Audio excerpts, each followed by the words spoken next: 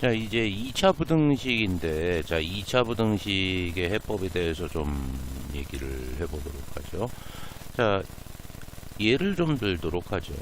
x제곱 마이너스 4x 플러스 3이라는 게 0보다 크다. 자, 그런 다음에 x제곱 마이너스 4x 플러스 4라는 게 0보다 크다. 그 다음에 x제곱 마이너스 4x 플러스 5라는 게 0보다 크다. 이렇게 이제 세 개를 가지고 좀 예를 들어보도록 하겠습니다. 자, 그러면은 어찌되었든 간에 2차 부등식이라는 거는 이 부등식이긴 하지만 얘네들을 함수처럼 생각을 하는 거거든요. 자, 그래서 얘네들을 함수처럼 생각을 해서 y는 이라는 게 없긴 하지만 이런 식으로 한번 함수처럼 생각을 해보도록 하겠습니다. 자, 그러면은 이제 그래프가 필요하겠죠. 그래프가 필요하니까 당연히 우리에게는 그 그래프를 그릴 수 있는 그런 x축이라는 것이 필요하겠죠. 자, 그래서 얘가 x축인데 x축의 또 다른 이름은 뭐죠, 여러분들? y는 0이라는 거고, 그 x축의 위쪽이 y가 0보다 큰 거고요. x축의 y 아래쪽이 y는 0보다 작은 거죠.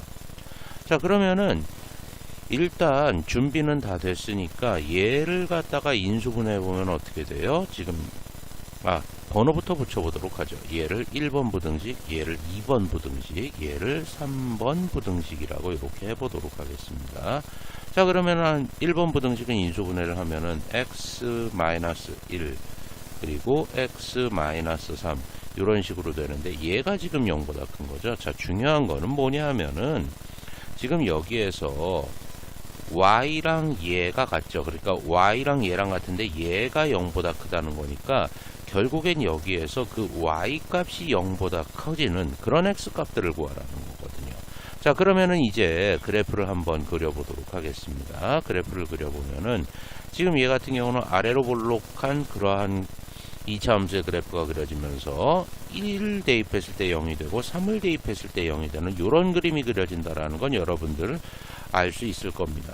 자, 그러면은 지금 여기에서 어떻게 되는 거냐 하면은 지금 y 값이 0보다 커야 되니까 x축의 위쪽을 따져줘야 되는 거거든요. 자, 그러니까 3보다 큰 이런 숫자들을 대입하면 y 값이 0보다 크고요. 1보다 작은 이런 값들을 대입하는 게 역시 y 값이 0보다 커지는 거죠. 자, 그래서 여기에서 나오는 해는 x는 1보다 작던지 아니면은 x는 3보다 크던지 이렇게 나오게 된다라는 거죠.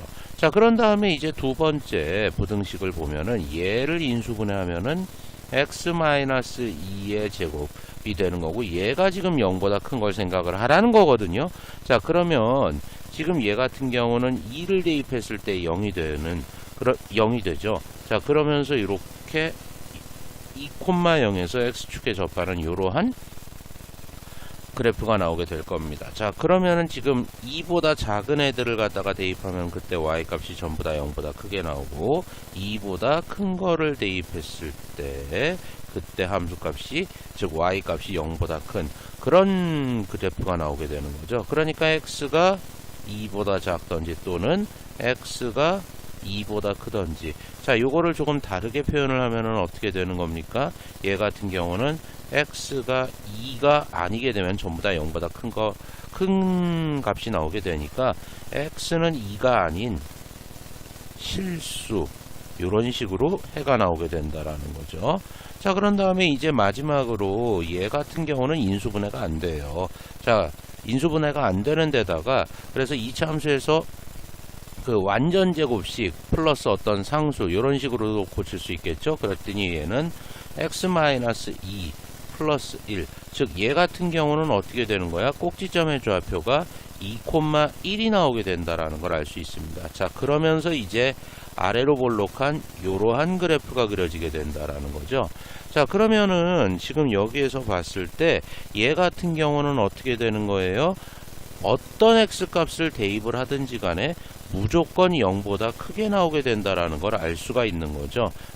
그랬기 때문에 여기에서 이거 같은 경우는 x는 모든 실수가 나오게 되더라 라는 거를 갖다 알 수가 있습니다. 자, 그래서 지금 보면은 이 각각의 부등식에 대해서 이렇게 1번처럼 해가 나올 수도 있고요, 2번처럼 해가 나올 수도 있고 3번처럼 해가 나올 수도 있는데, 자, 그거를 한번 체크를 해 보도록 하죠. 그러니까 결국에는 이 주어진 2차식의 판별식이 0보다 크면은 1번처럼 되는 거고요. 주어진 2차식의 판별식이 0이면 2번처럼 나오게 되는 거고, 주어진 2차식의 판별식이 0보다 작으면은 3번처럼 이제 나오게 된다라는 거죠. 자, 그러면서 이제 여기에서 부등호의 방향에 등호가 붙게 되면은, 지금 부등호가 이렇게 있는데 여기에 등호가 붙게 되면은 어떻게 되느냐 하면은, 등호가 붙으면 0이 돼도 상관이 없으니까 1번에서는 어떤 해가 나오게 되더라? x는 1보다 작거나 같던지 아니면은 x는 3보다 크거나 같던지 이런 식으로 나오게 되고, 2번에서는 여기에 등호가 붙게 되면은 어떻게 되는 겁니까? 여기에서 지금 0이 돼도 상관이 없으니까 x가 2가 돼도 상관이 없죠. 그래서 이때는 x는 모든 실수가 나오게 된다라는 거죠. 자, 그런 다음에 지금 3번에서는 역시 등호가 붙어도 상관없어요. 그냥 x는 모든 실수가 되는 거죠. x는 모든 실수, 이런 식으로 이제 나오게 된다라는 거를 알 수가 있습니다. 자, 그래서 지금 이 세 가지 부등식을 갖다가 다 따져봤고, 자, 그러면서 이제 여기에서 부등호의 방향이 반대로 바뀌는 경우 한번 체크를 해 보도록 하죠. 자, 그래서 다시 보면은 지금 x-1, 그 다음에 x-3, 얘가 지금 0보다 작다 이렇게 되면은 0보다 작은 범위, 0보다 작게 되는 범위를 따지라는 거죠. 그러니까 y는, 그러니까 2차 함수는 아니지만 2차 함수처럼 생각을 해야 되니까, 그래서 0보다 작게 되는 그런 x값의 범위를 따지면 1보다 큰 그런 애들, 그러면서 3보다 작은 이런 식으로 지금 체크를 해줘야 되는 거죠. 자, 그렇기 때문에 이때 해는 x는 1보다는 크지만은 3보다는 작더라 이렇게 나오게 되는 거고, 그 다음에 또 똑같은 식인데 부등호의 방향이 반대로 바뀐 경우를 생각을 해보면은, 얘 같은 경우는 x-2의 전체의 제곱, 얘가 0보다 작다 이걸 만족하는, 그러니까 어떤 실수를 제곱을 했는데 0보다 작아질 수는 없으니까 이때 해는 없다가 되는 거죠. 자, 그러면은 이제 마지막으로 요거 3번 부등식에서 부등호의 방향이 반대로 바뀌는 경우, 그거 한번 따져보도록 하죠. x제곱 마이너스 4x 플러스 5, 얘가 지금 0보다 작다. 자, 그러면 이거 같은 경우는 x 마이너스 2의 전체 제곱 플러스 1인데 얘가 지금 0보다 작거나 같다 이런 식으로 나오게 되는 거니까, 0보다 작거나 같다가 아니죠. 0보다 작다 이렇게 나오니까 역시 이때도 해는 없는 거죠. 해는 없다. 자, 그래서 그 2차 부등식을 갖다가 어떤 식으로 푸는지, 함수의 그래프를 이용해서 어떤 식으로 푸는지, 그리고 해의 형태는 어떤 식으로 나오는지까지 이제 우리가 체크를 해봤는데, 자, 여기에서 이제 조금 우리가 또 눈여겨 봐줘야 되는 애들이 있죠. 그 눈여겨 봐줘야 되는 애들이 바로 이 3번 형태, 2번과 3번 형태에서 나오게 되는 애들인데, 자, 한번 봐보도록 합시다. 지금 그리고 또 한 가지 좀 체크를 할 거, 여기에 부등호에 등호가 붙게 되면은 당연히 그때 해는 어떻게 되는 겁니까? 1보다는 크거나 같고 3보다는 작거나 같다. 여기에 등호가 붙게 되면은 이거는 어떻게 되는 거예요? 지금 이거 같은 경우는 어떤 수를 제곱을 했더니 0보다 작더라. 그건 안 나오지만 같은 건 나오기 때문에 부등식임에도 불구하고 독특하게 x는 2라는 이런 방정식 같은 애가 나오게 된다라는 거 일단 체크를 할 수가 있겠죠. 자, 그리고 이제 마지막으로 얘는 등호를 붙여봤자 역시 해는 없다. 이런 식으로 나오게 되는 거죠. 자, 근데 아까도 말씀드렸지만 2번과 3번에서 좀 체크를 해봐야 될 게 있다라고 그랬죠. 자, 지금 보면은 그 2번에서 요 형태를 한번 생각을 해보도록 합시다. 요 형태.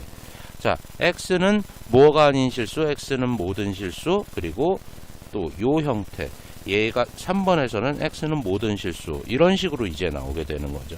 자, 그래서 어떤 2차 부등식 ax 제곱. 자, 2차 부등식이란 말이 중요해요. 2차 부등식이라는 말이 중요합니다. 자, 그 이유는 뭐 때문에 그러느냐 하면 조금 이따가 말씀드릴게요. ax제곱 플러스 bx 플러스 c가 0보다 크다. 이것이 항상 성립할